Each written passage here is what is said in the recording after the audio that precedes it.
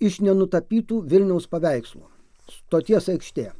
Pereiti Stoties aikštę visai kaip kadaise Leopoldas Blumas perėjo gimtąjį Dubliną, nuo Saulėtekio iki Saulėlydžio, nuo pirmo iki paskutinio puslapio, patyrė daugybę nuotykių, pagundų, bet kelionę baigė gyvas ir sveikas. Stoties aikštė yra 10 000 kartų sumažinta Dublino kopija. Todėl ją reikia pereiti kaskart iš naujo. Nuo rėksmingų prieigų iki visą susiurbenčios ir įsiurbenčios automatinių durų kiaurymės.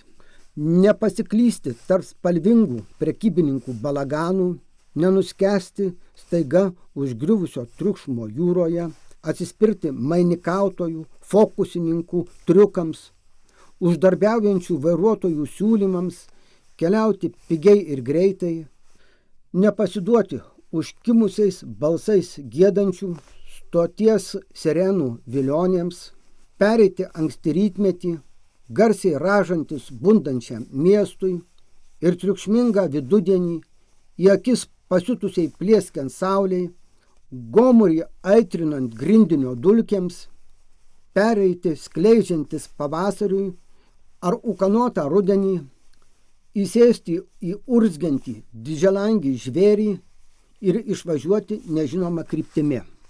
Toli nuo sostinės, jo senato potvarkių ir vykdomosios valdžios sprendimų, į nuošalų imperijos pakraštį, į pajūrį arba prie Nemuno, į Druskininkus, kur kasmet sutartą dieną lyg pulkas juodvarnių sulekia, suskrenda, suplasnoja galybė kranksinčių, klegančių, ulbaujančių poetų, dainuojančių nemeilę ir neištikimybę savo moteriai, savo tėvynei, savo patiems.